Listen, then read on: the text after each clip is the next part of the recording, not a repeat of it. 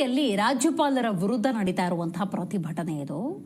ರಾಜ್ಯಪಾಲರು ಮುಖ್ಯಮಂತ್ರಿ ಸಿದ್ದರಾಮಯ್ಯ ವಿರುದ್ಧ ಮೂಡಾ ಹಗರಣಕ್ಕೆ ಸಂಬಂಧಪಟ್ಟಂತೆ ಪ್ರಾಸಿಕ್ಯೂಷನ್ಗೆ ಅನುಮತಿಯನ್ನು ಕೊಟ್ಟಿದ್ದಾರೆ.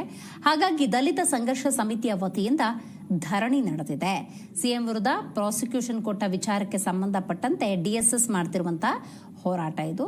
ರಾಜ್ಯಪಾಲರ ವಿರುದ್ಧ ಘೋಷಣೆಯನ್ನ ಕೂಗಿ ದಲಿತ ಸಂಘರ್ಷ ಸಮಿತಿಯ ಸದಸ್ಯರು ಹೋರಾಟ ಮಾಡಿದ್ದಾರೆ.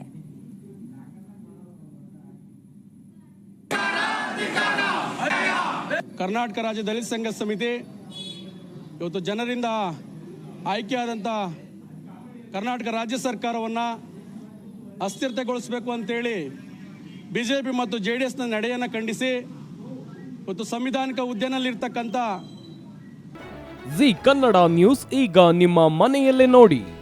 ಎಲ್ಲ ಕೇಬಲ್ಗಳಲ್ಲಿ ಈಗ ಲಭ್ಯ.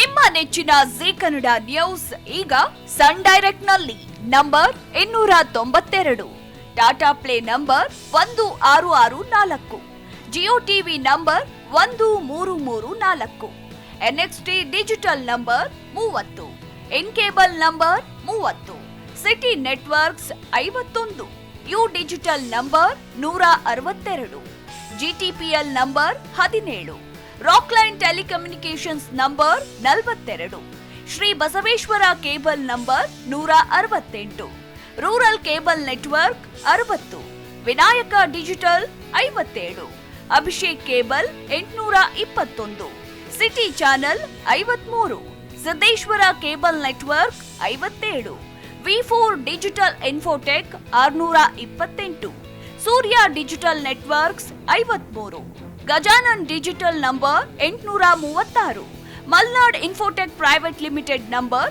56, Metrocast number 830, Victory digital number 167ರಲ್ಲಿ ನೋಡಿ ಆನಂದಿಸಿ.